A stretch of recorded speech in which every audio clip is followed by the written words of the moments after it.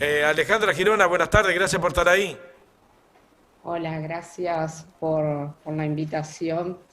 En un tema que está en el tapete, lamentablemente, ¿no? Lamentablemente. Primero, lamentablemente. Primero nada, soy docente de la universidad de nutrición y coordino el Observatorio del Derecho a la Alimentación Adecuada.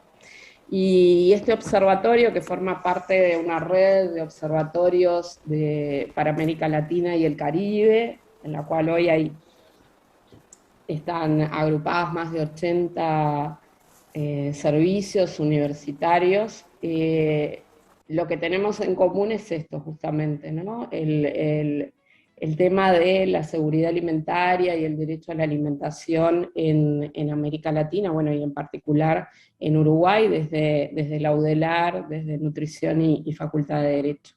Y lo que tú hacías mención. Perdón la interrupción, ¿cuánto hace que tú eres docente en la universidad? 26 años. Unos cuantitos.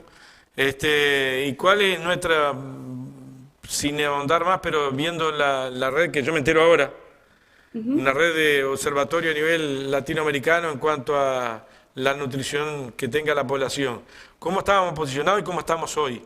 Para Ujú. darle el diente luego a la interna. Bien, sí, después igual te comento de lo que presentamos ayer, Sí, pero claro. en términos generales, Uruguay tiene problemas de alimentación, no de este gobierno, sino desde el anterior, con mejoras que se fueron dando fundamentalmente en lo que tiene que ver con la desnutrición infantil. Uruguay venía hace un ratito tú hablabas de años y crisis y 2002, en donde el retraso del crecimiento, que es eso lo que significa la desnutrición en los niños, estaba muy presente. Por suerte esas cifras fueron disminuyendo junto con la pobreza y ese es uno de los problemas. Igual en Uruguay sigue habiendo problemas de desnutrición. Por otro lado, Uruguay tiene problemas de desnutrición, lo que se dice la desnutrición oculta, que es esa que uno no la mide, ¿sí? Que no la ve con una impresión clínica, pero que existe y que uno se da cuenta, por ejemplo, cuando ve si los niños tienen anemia o no en el país. Y Uruguay, por ejemplo, en los menores de 2 años llegan a cifras de anemia del 27%, lo cual se habla de una situación grave de desnutrición. Esas son las últimas cifras que tenemos en relación al estado de anemia en los niños menores de 2 años. Y por otro lado, para completar la situación, tenemos un aumento en todo el ciclo de la vida, ¿sí? En todos los grupos etarios y en todas las clases sociales, vinculado a un aumento del sobrepeso y de la obesidad. Entonces, ese es el combo, ¿ah? Un combo complicado para las políticas públicas, porque bueno, porque tienen que atacar varios frentes. Cuando hablamos de desnutrición, en general está vinculada a la pobreza. No, cuando hablamos de sobrepeso y obesidad, está en todas las clases sociales y en la pobreza también. Cómo se marca, Uh -huh. porque va la redundancia, marca una raíz muy embromada para la desnutrición en cuanto a los niveles de pobreza. Sí, siempre hay un vínculo, hay un círculo nada, cuando yo empecé a estudiar hace millones de años, era muchísimo, ¿no? Lo que hablábamos sobre el círculo vicioso de pobreza y desnutrición, ¿sí? ¿Por qué? Porque cuando atravesás situaciones de desnutrición, fundamentalmente en esto de desnutrición crónica, que no tiene que ver con un día, dos, tres, sino mucho tiempo, y cuando se dan los primeros 5 años de vida, ¿sí? Tiene repercusiones que quedan para toda la vida. Y esto tiene que ver con repercusiones, no solo a nivel de lo que pasa en nuestro crecimiento, sino en nuestro desarrollo. Entonces, Juan Pablo Terra ya lo demostraba hace muchísimo tiempo, que en situaciones de pobreza todo es peor, obviamente, la desnutrición está muy marcada y eso tiene que ver después con el rendimiento que voy a tener en la escuela, con los años de repetición que voy a tener, con el rezago escolar, con la deserción cuando llego a secundaria y con los peores trabajos y los peores ingresos. Y por lo tanto, continúo en ese ciclo de la pobreza. ¿Cuál es el fenómeno nuevo? Es que además de agravarse estas situaciones, ahora además tenés sobrepeso y obesidad. Y no es lo mismo tener sobrepeso y obesidad y enfermedades como diabetes, enfermedades cardíacas en la pobreza que en la riqueza. Porque las medidas de afrontamiento que tenés, sí, por supuesto que no son las mismas. Entonces, por eso es tan complicado cuando uno piensa, bueno, en el futuro, ¿no? En nuestro país, de los grandes problemas que tenemos y cómo enfrentarlos. ¿Cómo afecta, por ejemplo, yo tuve algún problema cardíaco hace 3 o 4 años atrás? Podría haber tenido menos edad, tengo 62. Pero incluso yo, hoy con la edad que tengo, ¿cómo hago para comer en una olla si me toca caer en el circuito de la extrema pobreza? O, no pensé a quedar pobre, simplemente me quedo sin laburo como se quedan tantos y tengo que ir a comer a algún lado. Medio aislado, no tengo familia, o ando cerca o lo que ande peleado, yo que fuera y voy a comer a algún lado. ¿Cómo hago para cuidarme en general? Yo sé lo que tengo, pero cuando voy a una olla, sé lo que no tengo. Las ollas no están pensadas para las patologías. Ajá. Las ollas están pensadas para dar de comer a personas que no encuentran una respuesta por parte del Estado. ¿Sí? Cuando tanto se discute si están de vivos, cuando van a las ollas, si recorren una y otra porque es más fácil, hay que pensar que a nadie le gusta hacer cola para comer todos los días de una olla. Eso es mentira y es cruel decirlo, pero se ha afirmado en este país, ¿no? Qué bueno que están de vivos. Cuando uno va a una olla, ¿sí? Indudablemente que estamos hablando de dignidad humana. Los seres humanos tenemos el derecho a una alimentación adecuada. Todos, los que tenemos enfermedades y los que no tenemos enfermedades. Cuando yo no puedo decidir, porque mis ingresos no me lo permiten, como tú que hoy vas a decidir qué comer en la noche o qué comprar mañana, cuando vos no tenés esa libertad para elegir, estamos hablando de que el Estado no cumple con ese derecho a una alimentación adecuada. ¿Qué hacen las ollas? Las ollas hacen lo que pueden con lo que tienen. Y con eso han alimentado a muchísimas personas en el Uruguay. Pero una olla no está pensada para un diabético, para un enfermo renal o para alguien que tiene hipertensión. Obviamente que no. La olla está pensada para alimentar a todos y todas. Sería imposible que una olla pudiera además tener en cuenta las patologías que además son de alta incidencia en el país. Vuelvo a lo que hacen ustedes como trabajo de supervisión y de el Observatorio Nacional. ¿Dónde lo hacen? ¿En todo el país? ¿De qué manera lo hacen? Ajá. En general, el Observatorio del Derecho a la Alimentación, hoy formamos parte 15 académicos, ¿sí? Que con nuestras mismas horas, ¿sí? En donde destinamos a la enseñanza, a la investigación y a la extensión, además trabajamos en este observatorio. Y lo que hacemos fundamentalmente es generar evidencia e investigación que dé datos, que muestre diagnósticos para que otros, que son los tomadores de decisiones, los tomen y decidan en base a datos. ¿El trabajo de ustedes es remunerado? Perdón la interrupción. ¿El trabajo de ustedes es remunerado, el del observatorio?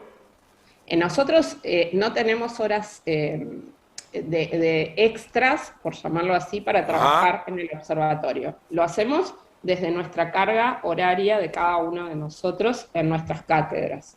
Lo que sí, no tenemos un cargo específico para trabajar en el observatorio, sino que lo hacemos con los tiempos y con las fuerzas que nos quedan después de hacer las otras tareas que tenemos que hacer en la UDELAR. Nadie está 100% para el observatorio. Exacto, esa es la pregunta concreta, bien. Sí, nadie está 100% para el observatorio. Sí trabajamos, diría que en los últimos tiempos, los 7 días de la semana para el observatorio. ¿Cómo se integra ese grupo de trabajadores y trabajadoras de cara al observatorio? ¿Cómo es la integración? ¿Hay gente del norte del país, del este, el oeste? No, la UDELAR sigue siendo aún muy centralizada, ¿no? Por lo tanto, el observatorio tiene su sede en Montevideo, así en el edificio Parque Base, frente al estadio, en un edificio nuevo de la UDELAR, ahí en la avenida Ricaldoni, y desde allí trabajamos. Y sí, por supuesto, los proyectos que generamos con otros equipos, por ejemplo, tenemos un compañero que está radicado en Paysandú y que ahora tiene un proyecto vinculado a pesca, que sí lo está llevando en el litoral. Los proyectos son a nivel nacionales y después vemos los recursos como para poder, pero físicamente, en general, estamos acá en Montevideo. Eso no quiere decir que uno no pueda investigar de lo que pasa en el resto del país.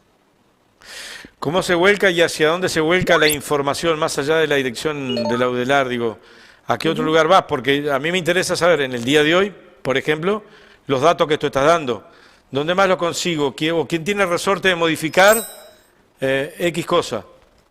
En general, nosotros lo que hacemos es, habitualmente hacemos, bueno, primero que nada, los informes están en general colgados en la página Claro. web de la UDELAR. Por ejemplo, la publicación que presentamos ayer sobre el derecho a la alimentación, las experiencias de la sociedad civil en el marco de la pandemia, es una publicación que dio voz a todos los vecinos y vecinas que mantienen o mantuvieron ollas y merenderos en nuestro país, y lo que hicimos, esa publicación es gratuita, está en formato digital y es de libre acceso.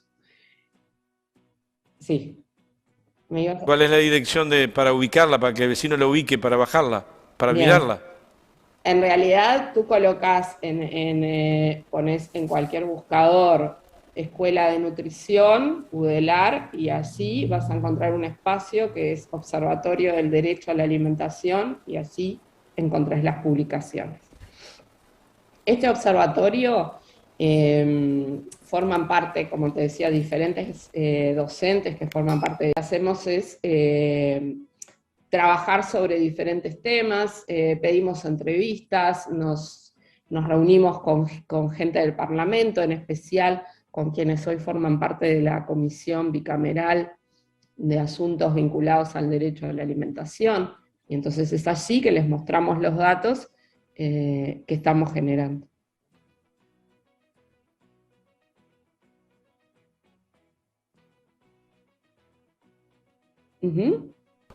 Esa fue Bien. la interrupción que vistes, que los televidentes no la vieron porque estaba en pantalla. ¿Cada cuánto se reúnen para hacer los balances o cada cuánto hacen los balances? Porque, por ejemplo, en este invierno, o hay, desde el punto de vista académico, hay estipulado cada 60 días, 90 días hacer balances de la situación actual.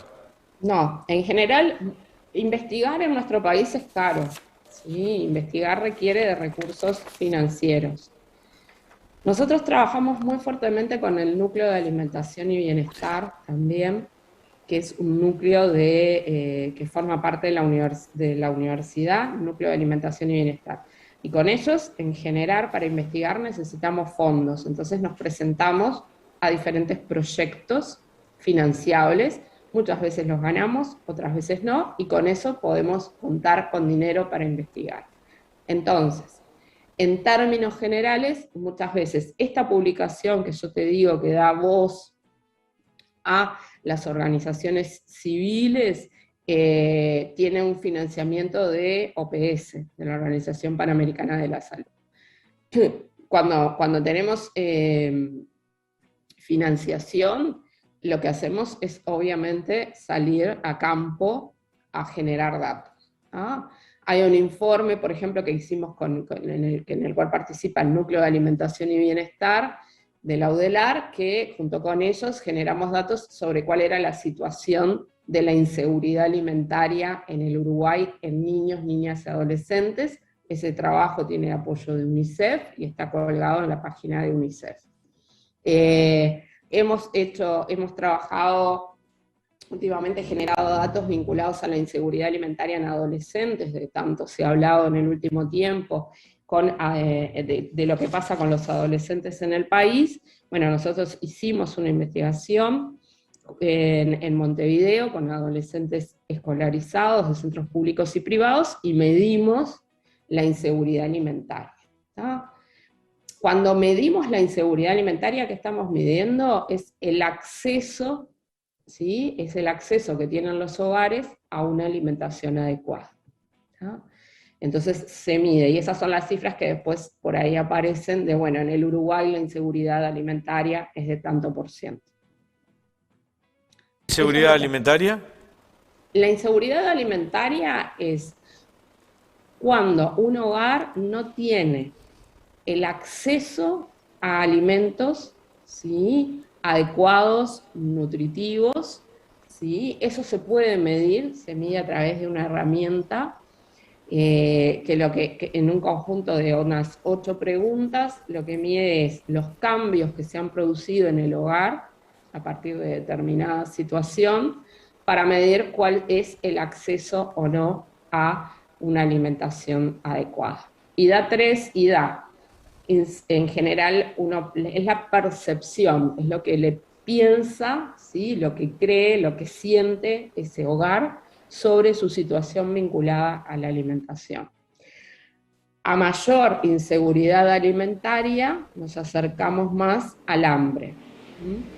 Cuando hablamos de inseguridad, cuando un hogar, después que uno con esos puntos mide, cuando un hogar está en inseguridad alimentaria grave, lo que se dice es que está en situaciones en las que ha omitido algún tiempo de comida, en la que ha pasado mucho tiempo sin comer. Entonces, en general, esas situaciones extremas son las que se vinculan al hambre.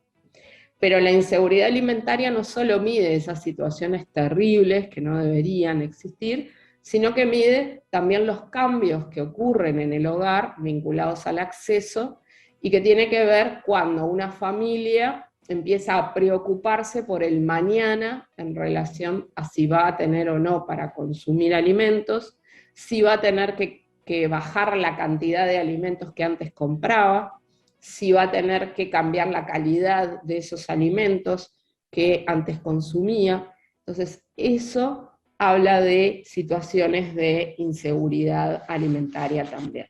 Y eso es lo que se mide en nuestro país. Los últimos datos de la FAO lo que muestran es que 800.000 uruguayos, ¿sí?, viven en inseguridad alimentaria entre moderada y grave. 800.000 uruguayos. Se cortó, perdona. 800.000 uruguayos. 800.000 uruguayos. Ese es el último informe de FAO que mide a través de estas preguntas, que hablan además de un periodo de los últimos 12 meses, no es que nos esté planteando la última semana, sino que realmente tiene un periodo de ventana importante, y con estas 8 preguntas, bueno, FAO lo que muestra es eso.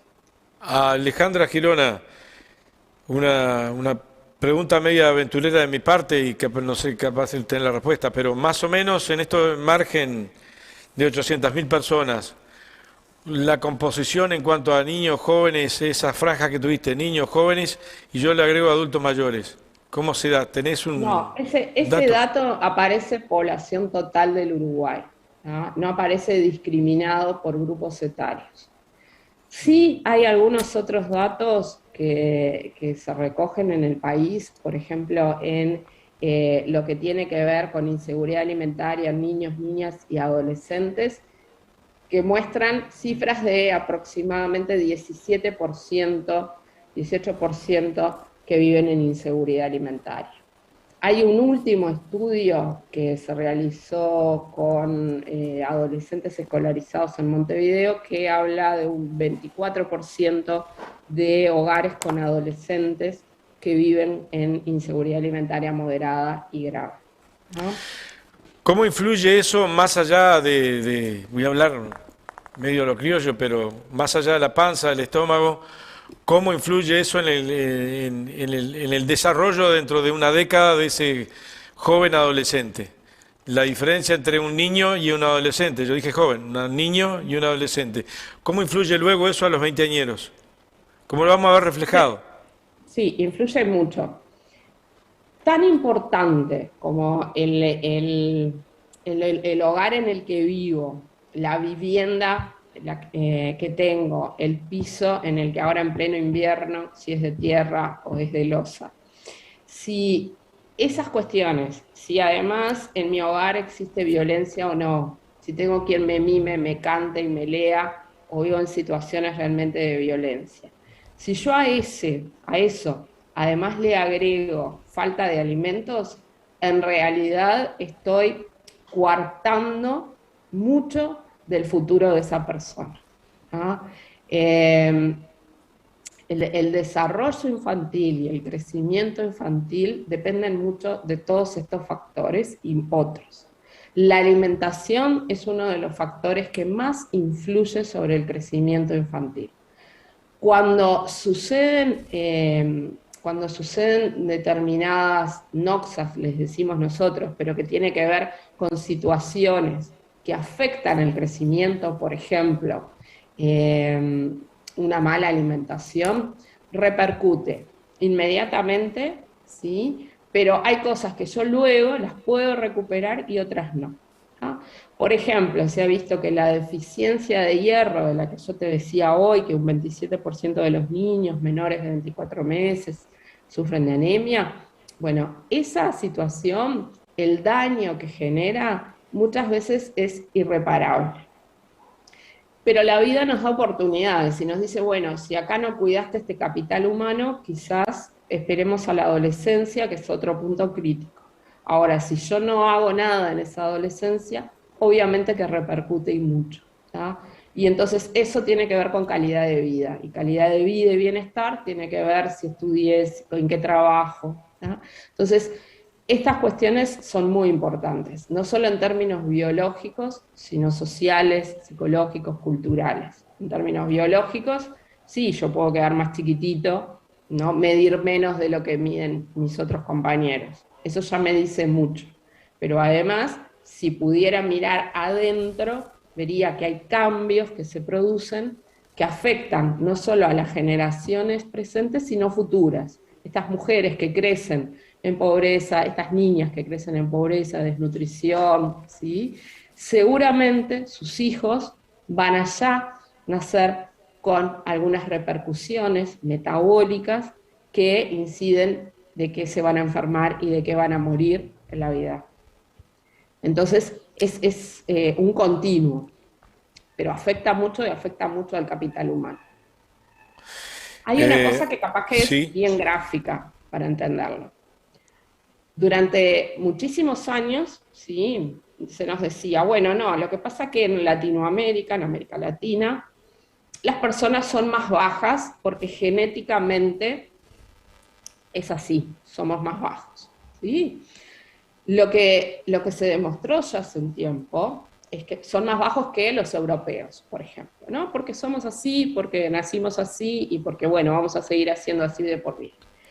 Lo que se demostró es que no, la genética cumple un rol fundamental, obviamente, pero luego hay un montón de cosas que pasan en el ambiente en el que yo nazco, crezco, me desarrollo, que son las que realmente inciden sobre por qué nosotros somos más bajitos que los demás.